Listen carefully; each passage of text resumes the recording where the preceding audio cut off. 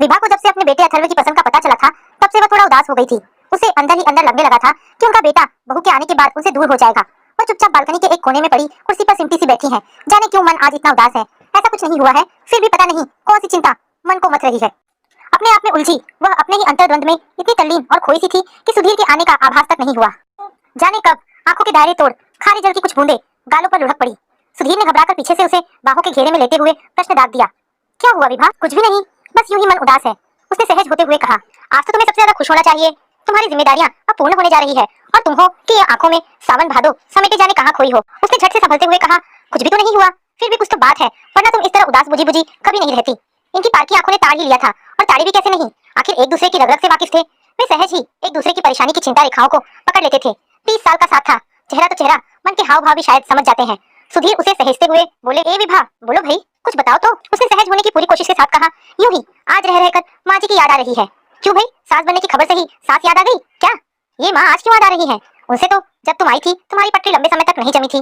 सुधीर मजाक के मूड में बोल गए, मेरी पटरी? वाह, आप भी ना। चिड़चिड़ाते हुए विभा ने आंखों को पोंछते हुए कहा, मतलब तो एक ही हुआ ना, पटरी तुम्हारी कहो चाहे माँ की। आज पता चला मुझे तुम्हारी स्थिति देखकर, सास भी कभी बहू थी वाली उक्ति का अर्थ। वे समझौते के लहजे में बोल रहे थे। चाय पीने का मन हो रहा है, आप लेंगे क्या? वो उठने लगी, हाँ हाँ, आधा कप चल जाएगी। चाय की कब मना है? इसी बहाने थोड़ी देर तुम पास बैठोगी तो सही। क्यों, क्या मैं तुम्हारे पास नहीं, कहीं दूर लंका में रहती हूँ? लगता है आज तो तुम लड़ने के मूड में हो। अरे मेरा मतलब है, अब तुम्हारी बहू आ जाएगी और तुम्हारा प्रमोशन हो जाएगा, फिर तुम सास बनकर रुतबा झाड़ने लगोगी। क्यों, गलत कहा क्या मैंने? सुधीर हमेशा हल्के फुल्के मूड में ही बात करते हैं। शाम का अखबार फैलाकर बैठ गए, चाय का प्याला पकड़े पकड़े और फिर गुमसुम हो गई। सुधीर ने फिर टोका था, प्लीज विभा, हाँ कुछ तो बात है, बताओ भी।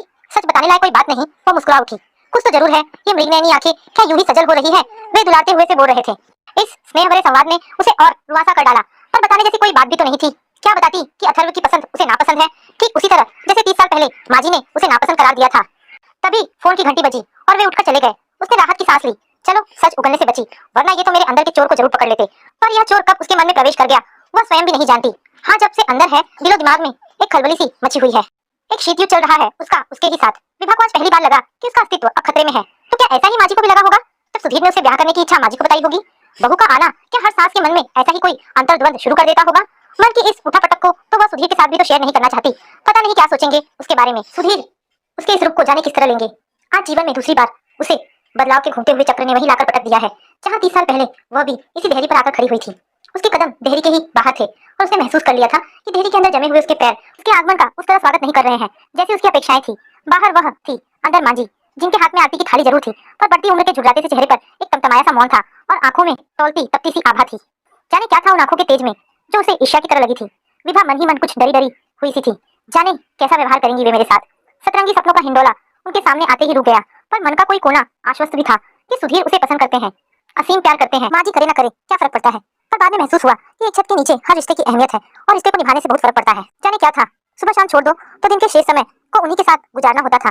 ब्याह के 5 सालों तक माँ जी और वह अलगाव के दो किनारों पर ही थे। वह तो 5 वर्ष बाद अथर्व रूपी सेतु ने हम सास बहू को दादी और माँ बनाकर अलगाव को लगाव में ऐसा बदला था कि मरते वक्त भी माँ जी ने इनकी नहीं उसकी गोद में सिर रखकर गंगाजल ग्रहण करते हुए प्राण त्यागे थे। पर अलगाव के वे 5 वर्ष एक युग की तरह ही तो बीते थे। माँ जी कानपुर की ब्राह्मण और वह राजस्थान की ब्राह्मण बेटी। क्या फर्क था? केवल प्रांत का, केवल भाषा का, रीति रिवाजों और खान पान का, केवल सांस्कृतिक भेद ही तो था। थी तो दोनों एक ही जाति की, ब्राह्मण कुलों में जन्मी थी, पर माँ जी कुछ यूं व्यवहार करती मानो अछूत कन्या उनके घर आ गई हो और वे अबड़ा गई हो।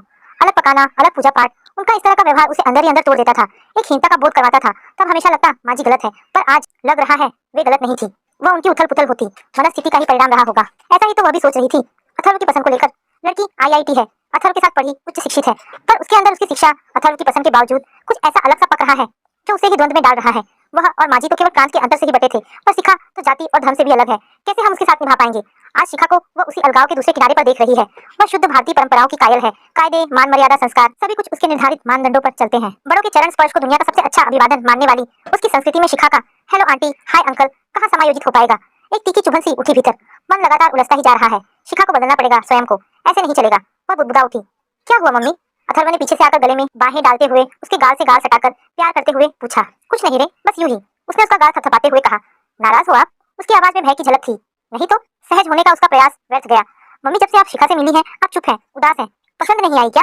वह गंभीर लहजे में बोल रहा था। ऐसा कुछ नहीं है। विभा उठकर अपने कमरे में आ गई। वह अथर्व के प्रश्नों से बचना चाहती थी। जानती है इन दिनों वह नए जीवन के ख्वाबों की दुनिया में तैरता रहता है। वह नहीं चाहती कि वह दुखी हो, उसका दिल टूटे, उस पर अपने कमजोर होते पुरातन पंथी मन की झलक भी ना पड़े। यही सोचकर वह उठ गई बालकनी से, पर वह उसके पीछे पीछे कमरे में चला आया। You know mamma, Shikha is very intelligent. I know very well. उसने मुस्कुराते हुए सहज होने की कोशिश की। She is very sweet. वह वहीं उसके पलंग पर लेट गया और शायद भविष्य के सुनहरे सपनों में खो गया। उसे झपकी आ गई। उसने चादर उड़ाकर उसके बालों में हाथ फेरा तो नजरों के सामने नन्हा सा अथर्व आ गया। यादों का छोटा सा एल्बम फिर मन में खुल गया। जब वो कहानी सुनते सुनते या होमवर्क करते करते यूं ही सो जाता था, उसका बचपन रिवर्स होती फिल्म की तरह उसके सामने खुलता गया। एक एक घटना, एक एक बात उसके स्मृति पटल पर उभरती जा रही थी। उसके चेहरे पर नजरें गई तो लगा जैसे वह आज भी उतना ही मासूम है। उसने उसके माथे को चूम लिया। क्या इसकी इच्छा के लिए वह स्वयं को नहीं बदल सकती? पर वही क्यों बदले हर बार? पहले माँ जी के लिए, अब बहू के लिए। वह और शिखा, शिखा और वह और माँ जी और वह। लगातार यह चक्र उसके दिलो दिमाग पर मंडराने लगा। सैकड़ों नए सवाल पुराने संदर्भों के साथ मन में उठने लगे। दिल आक्रांत हो उठा। शिखा के आते ही अथर्व उससे दूर हो जाएगा। उसे अथर्व से दूर होने का भय लगातार सताने लगा। अब तक अथर्व के जीवन में कोई स्त्री थी तो वह केवल केवल वह उसकी माँ। दादी के साथ भी उसका प्यार बांटना उसे अच्छा नहीं लगता था। तब उस पराई लड़की के साथ शिखा के आने की कल्पना से ही उसे बेटा अपने से दूर होता लगा। कितना सुख मिलता है उसे उसके लिए बनाने में, उसके लिए जागने में, उसके स्वेटर, उसके कपड़े पसंद करने में। पर धीरे धीरे यह सब शिखा का सुख हो जाएगा, शिखा की पसंद में बदल जाएगा। वो घर की धुरी से हटकर हाशिए पर चली जाएगी। शेरन सी हुई तन मन में। तो क्या अपनी स्वतंत्रता और एकाधिकार के बंटवारे का भय उसे डरा रहा है? अपने सर्वाधिकार, अपने वजूद के घटने का डर? क्या परिवार में एक दूसरी स्त्री का प्रवेश उसकी सत्ता और उसके महत्व को चुनौती नहीं दे रहा? मन में गुबार सा उठा और सारे प्रश्न धुंधले से होने लगे। पसीने से तरबतर हो गई थी वह। रात सोचते सोचते ही आधी हो गई, पर नींद का नामो निशान नहीं था। कितना उत्साह था विवाह में, जब वह दुल्हन बनकर इस घर में आना चाहती थी। सुधीर के साथ काम करते हुए अक्सर माँ की बात होने लगती। माँ का जिक्र, माँ की कल्पना से ही रोमांचित हो उठती वह। बचपन में ही माँ खोकर अधूरी हो गई ममता की छाव को पिता ने पूरा करने की लाख कोशिश की थी, पर फिर भी प्यार, स्नेह और आशीर्वाद की रिक्तता को सदा महसूस किया था उसने। सुधीर से माँ जी के बारे में सुन सुनकर एक सुंदर कल्पना ने जन्म लिया था उसके मन में, जहाँ सास बहू नहीं माँ बेटी हुआ करती थी। पर क्या फिर अपनी बहू को बेटी बनाऊंगी, यह वादा उसने अपने आप से ही किया था। फिर अब क्यों परेशान है? क्या हाथी के दांत की तरह विचार भी दिखाने के अलग होते हैं और निभाने के अलग? तो दोस्तों, ये छोटी सी कहानी यहाँ पर समाप्त होती है। आशा करती हूँ आपको कहानी पसंद आई हो। अगर आपको कहानी पसंद आई हो तो प्लीज इसे लाइक एंड शेयर करें। धन्यवाद।